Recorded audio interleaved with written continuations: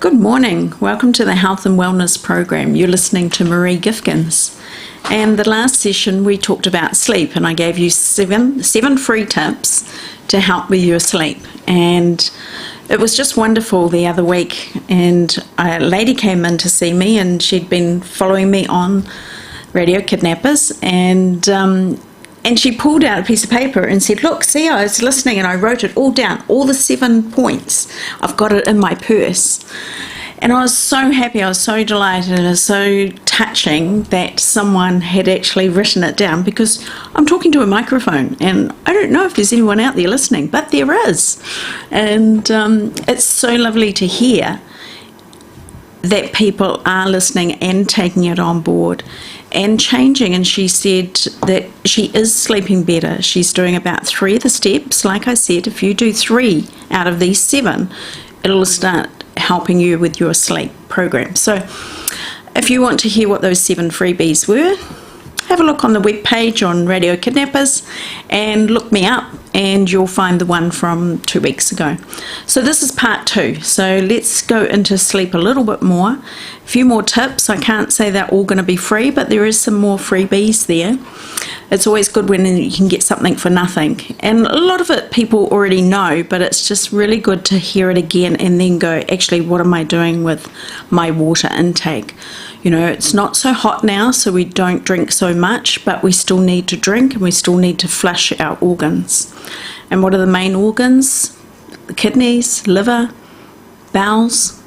And then if there's enough fluid, then our skin looks a little bit better as well. So I have a clinic in Waipakarau and Hastings, and I've been working with people for 26 years, so it's quite a career. I do specialise in the bone structure of the feet, realigning them, bringing them back into the more correct position, and that's about 95% success. So you've got to be pretty unlucky for that one not to work. And then there's all these other different therapies that I'm also doing as well. And so you get to know a lot of things over 26 years, and you get to know a lot of different conditions, and you start treating all sorts of different things as well. So if you think you're complicated, give me a ring. Let's see how complicated you are. Because it is getting harder and harder these days. When I started, 18 years ago, it was easy to fix people. 3 supplements, bang, they're away. Now it's more complicated, it's harder. There's a lot more systems involved. So what's changed in the last 18 years? Why aren't we sleeping as well as we used to? There's lots of things that have changed. We're a lot busier. There's a lot more cars on the road. There's a lot more chemicals around. There's a lot more toxins. There's the foods. The foods are just so processed now. It's not very often you get somebody who's making a proper meal. With mashed potatoes and sausages and peas and carrots, and it's all you can get potato in a packet, and you just add, what do you add to it, milk or water, and you got mashed potato out of a packet. It's like, whoa. Or, all these different things that we have access to, which should be classed as like a treat, not every night there's processed food in your meal. Every now and then it's great for a treat, or if we're in a rush or I've worked late, we'll have a bit of processed food. But it shouldn't be every night. There are less nutrients in processed food, and we need all the nutrients we can get. How do we get them? By having good normal food, like our grandparents used to have. If you've got a garden, even better, more nutrients in your garden. You're tending to your garden, you're putting love into it. And so your vegetables respond, and they will give you more nutrients. So back to sleep again. Let's get back on. So I have 2 clinics, as I said, Hastings and Waipakarau. So in Hastings, I'm here Tuesday, Wednesdays and Thursdays, and Waipakarau Mondays and Fridays. So let's talk about calcium. How does that affect our sleeping? So if your calcium levels are a little bit low, then you're prone to toss and turn at night. Calcium also coats the nerve fibers. So if it's like insulation on the wiring, if you don't have insulation on your wiring, it will short circuit. And we're a bit the same. We short circuit. We blow a fuse, we go off at somebody that we shouldn't have gone off at, or we get quite agitated at the little things. I know when I'm calcium deficient because I get agitated at the little things. And it's like, oh, okay, I need to take some calcium, and then I'm a little bit more settled because the nerves have their coating on. And so calcium is a very important one, and there are different types of calcium. But if you go into a health shop, and you don't have to get the most expensive, but don't get the cheapest either. Don't get the supermarket stuff. There's lots of fillers in it, and they're cheap for a reason. But you don't have to get the most expensive. Just get the middle range, and it might have a couple of different calciums in it. It might even have a bit of magnesium in it, because when you've got a bit of magnesium in there, that helps you absorb your calcium a bit better. It could even have a bit of zinc in it, which is good for your immune system. There's a very good saying, if your feet stink and you can't think, you need zinc. So you need zinc from head to toe. And every cell has a little bit of vitamins, a bit of zinc in it. And it's very good for the immune system. It's been very good with coronavirus. So we need our zinc levels up. If you're in a city, City, Hastings, Napier, you should have a bottle of zinc every 6 months, every year, and that helps with the chemicals and the fumes of the vehicles. So zinc, and if you get a sore on your skin and it doesn't heal very fast, then that's quite a sign of zinc deficiency. So there are signs and symptoms, of course, with everything. So calcium, if you're tossing and turning, get a good calcium supplement and just take the recommended dosage. If you're unsure and you're already on medication, talk to your pharmacist about it. They'll be able to guide you through that process. And calcium is also, it's a lovely mineral that we all need. It's not just in our bones and needed for our bones, it's needed for a lot of processes as well. And the other one that's very similar, well, not similar, but they go hand in hand, is your magnesium. If you're a bit magnesium deficient for your sleeping, you're dreaming a lot. There's a lot of dreaming going on, and that can be quite disturbing. By the morning you wonder if you've actually had a good rest or not. You're dreaming about this and dreaming about that, and you wake up and you think, oh, what was all that about? So there could be a bit of magnesium deficiency. So if you're dreaming a lot, you need your magnesium. If you're tossing and turning, you need your calcium. And cramping, if you're getting cramping, you could be deficient in the magnesium. So magnesium puts a spark in the muscles, and it also puts a spark in your eyes. It's not like an antidepressant, but it puts that spark in your eyes. Oh, life's not so bad. So it gives you that little bit of a pickup. And so if you're struggling with the world the way it is at the moment, and things have been a bit hard, you may need a little bit of magnesium to give you that pickup, put that spark back in, feed all the muscles so that you're ready to go and you can do all the jobs that you want to do.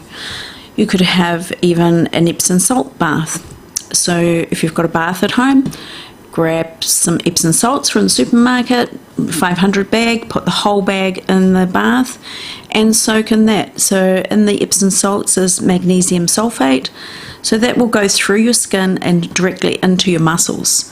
If you've had a hard weekend in the garden and your muscles are a bit tired, or you've been doing something that you're not normally doing and your muscles are a bit exhausted and a bit sad on it, hop in a bath with the Epsom salts. That will top all those muscles up and get them back on track again. Magnesium also works on the bowel, so it's also like a muscle and the contraction. So if there's a bit of constipation going on, sometimes even diarrhea, the magnesium will help settle it and balance it out. So the magnesium is, it's a most important mineral. It's one of my favorites. You just start to feel a lot better. Okay, so that's your magnesium. Now, if you look at supplements for sleeping, there'll quite often be tart cherry in there. So it's not your normal cherries that are sweet and lovely. It's a tart cherry that makes your saliva go and But it's very good for sleeping. So that's why that's in your sleeping supplements. Sometimes there's valerian root in supplements with sleeping. Valerian root is very good for sleeping, especially if you've got your body structure is tall and lean and you're into a lot of sports. So the valerian root will quite often work with that person who has that kind of physique. It's not going to work with everyone, but quite often that tall and lean person that's doing a lot of sports and expects a lot from their body, the valerian root's quite good for sleeping. And then you get different, there's a few other supplements, but they're your basic ones. And then there's the time frames. You can't go to sleep. You go to bed and you think you're tired, you put your head down, dun, dun, dun, dun, dun, brain just won't shut down. And then you've got 4 o'clock on the dot, you're awake. And just for a variation, it might be 5 to 4. And that 4 o'clock, people will quite often wake at 4 o'clock. So what's happening then? Why have we got these sort of time frames? Or you might go off to sleep straight away and then you just keep waking frequently during the night. Go to the toilet and you think that might settle me, and then no, you're still like up and down and you're not going into that deep sleep. So quite often they will relate to your diet or an overburden in organs. So that one going off to sleep when you're putting your head down, that can be related to you've had a very busy day, the mind is full on, there's lots of this and lots of that, especially with women. Our minds can be all over the place, and that can be a problem with the thyroid. Maybe there's not enough iodine going on to settle the brain and bring it back down. So that's something to look at. Or it could be there's MSG in your diet. That's one that will not allow you to relax and the brain to shut down and go into a sleep. So have a look at the diet and see if there's any MSG in your processed foods. Again, there we go, going back to that one.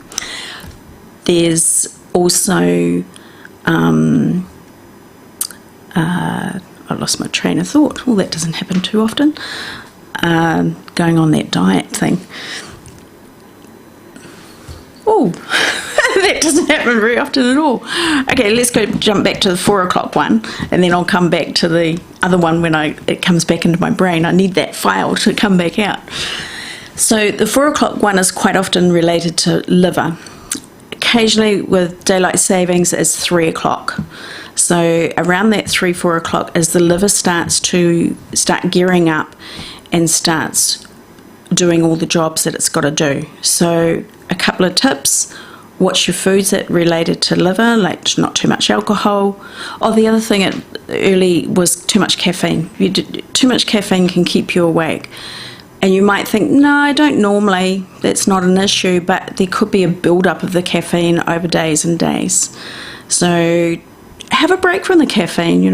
If you are taking like 6 cups a day, you can't just stop the coffee because you'll go through the jitters. Just slow it down every day, every second day, take away 1 cup and have a bit more water. So do watch your caffeine intake. So that can be another thing that will irritate that trying to relax.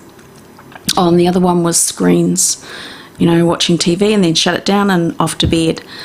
These days we have huge big TVs up on the wall, and we've got huge blue light coming at us. We don't have the little TVs anymore, we've got the big screens. So, or you're on your tablet or on your phone and it's up close to your eyes. So watch that blue light. That can affect the eyes and going into the brain and keeping those electrons going. So just check up on all of those sort of things. So going back to the liver, there's foods that will help the liver. Anything that's bitter will help the liver. So if you don't like the taste of something because you think it's bitter, it's actually doing you a favour. It's doing something good. There are a few supplements out there that are very good for the liver to give it a bit of a clean out and strengthen it, and like detoxing because the liver takes quite a beating over years of living. There's not just the fumes and the toxins and the chemicals, where pesticides, herbicides, denticides, there's all these sides that just can build up and build up and build up in the liver, and then all of a sudden we wonder why we're so tired, we're ratty. There's that saying, a shitty liver. It's for a reason. It's the liver isn't coping anymore. If you're angry and you can just flare up at the silliest things, it could be your liver that's just struggling. It's not coping with things. Drink a bit more water. Get something that's very bitter and put that in your diet, or get a supplement to help and give it a little bit of a break. And the liver is the only organ in our body that can, if it's cut, it can regrow. If they can cut a liver in half and it will actually regrow. It's the only organ in our body that can regrow. Amazing. So that tells me how important the liver is. For an organ to regrow itself, it's like, well, we really need the liver.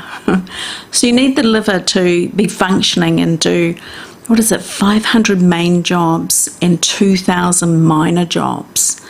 And that's just averaging things out, so it's got a lot of work to do.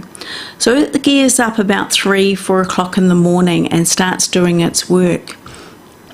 And if your liver's not functioning very well, it could be a bit grumbly and a bit angry that it has to start working, and it hasn't got all the things that it needs. And so something wakes you up and you don't feel like you're in pain, you can't feel anything happening, nothing's happening externally, but you can't go back to sleep. You're not relaxed enough to go back to sleep and into a deep sleep. And it might even be a couple of hours later, 4, 5, 6 o'clock, and about 5:45 you start drifting off to sleep, and then the alarm goes. So that's a good indication that you need to start looking at your liver and being nice to it. Drinking a couple of glasses of water at night time before bed. Now, I might hear you going, oh my gosh, I'll be up half the night peeing. It actually doesn't happen, because I know when I heard it, it was like, I don't want to be up half the night peeing. And I thought, I should listen to this guy. He looks really onto it. He was 70, but he looked like a 50-year-old. I thought, he must know stuff. All right, I'll give it a go. And sure enough, I didn't pee anymore. And I felt hydrated when I got up in the morning. It was amazing. There was quite a difference. You're hydrated, the liver's got water there to do its cleaning. It's like cleaning a window with no water. You're just moving the dust around. So your internal organs, your body needs that fluid to flush things out and to rearrange and do all the things it needs to do, so you have your energy, so you can digest your food, so your bowels can work. The gallbladder's there as well. So just, have a little bit more water, have 2 more glasses of water before bedtime, and do that for a week, and then you tell me how it's made a difference. You feel hydrated in the morning, because when you get out of bed and you're like, oh yeah, I'll put the jug on, you'll have a cup of tea or a cup of coffee, or if you're really good, you're going to have a glass of water as soon as you get up. But you don't need that water. And then, of course, if you're not having it at night time, then you get up at breakfast, you have some breakfast, you have a cup of tea. Then at morning tea, you have another cup. And then you start to get on track again. But the hydration is just not there. It's not enough. It takes too long. And then you're in the afternoon and you're not drinking as much. And then you're back to bed again. Have a couple of glasses at night time. It does make a difference. All right, so we've talked about the 4 o'clock one. If you're waking up in the morning and you're still tired and you've slept all night and you feel like you need another hour's sleep, that you might feel better. Quite often that's the thyroid related. So get your thyroid checked out, have a look at that. That's quite often a thyroid one, especially if you get up and you're wanting to if you can't stand up and put your knickers on because your back's stiff or your ligaments feel tight, and then after about 5-10 minutes after moving around, your ligaments are moving fine, that's another sign of thyroid. Not enough, you want a bit more sleep, and if you're a bit stiff in the morning, it's quite often thyroid related, so you might have to get that checked out. Can be other things, of course, as well. The stiffness can be B5 deficiency, pantothenic acid, so that's one of the B vitamins. They're all really good. If you're extremely tired, you might need to check out the B12 and see what your B12 levels are like. Get that one checked out, especially if that's going on for a while. And there's a few people that are very tired at the moment from vaccinations or after the COVID. They're not picking up properly, they're not responding, their bodies doesn't seem to be coming back on track. There can be a bit of B12 deficiency, and you might just need to top up with the B12 and get things going again, and probably some magnesium. That always puts the spark back in there. But you just need to get these things checked or go and get some advice from somebody. If you're wanting to ring me, my number is 0272 495090. So that's 0272 495090. My webpage is www.footbliss, one word, that's footbliss.co.nz. So you're welcome to have a look on the webpage and all the different sort of things that I do. I have a hydrogen machine, so we can breathe the hydrogen. It doesn't smell like anything. And that has 66% hydrogen and 33% oxygen. So you can breathe it through a cannula, you can pump it into water, and you can drink the water. So the hydrogen, or you can put a bag over your arm if your hand's a bit sore or achy. You can put a bag on and pump it with hydrogen. Hydrogen is the smallest molecule on the table, and it does similar things like vitamin C, bringing the inflammation down and allowing flexibility and healing. And so the hydrogen is so small, 400 times smaller than vitamin C. It can go through the skin membrane and into the tissues. It's a very new machine that's on the market now. There's not too many in New Zealand. I've been fortunate enough to get into the hydrogen. I think it's going to be something very exciting for the future, and being able to breathe it, getting it into the lungs, then getting it into the blood, moving around and doing the healing. It's amazing for healing, restoring, repair, bringing things back on track again. And so if you'd like to talk to me, make an appointment, come and see me, have a good chat. My number is 0272 4950. Thank you for listening.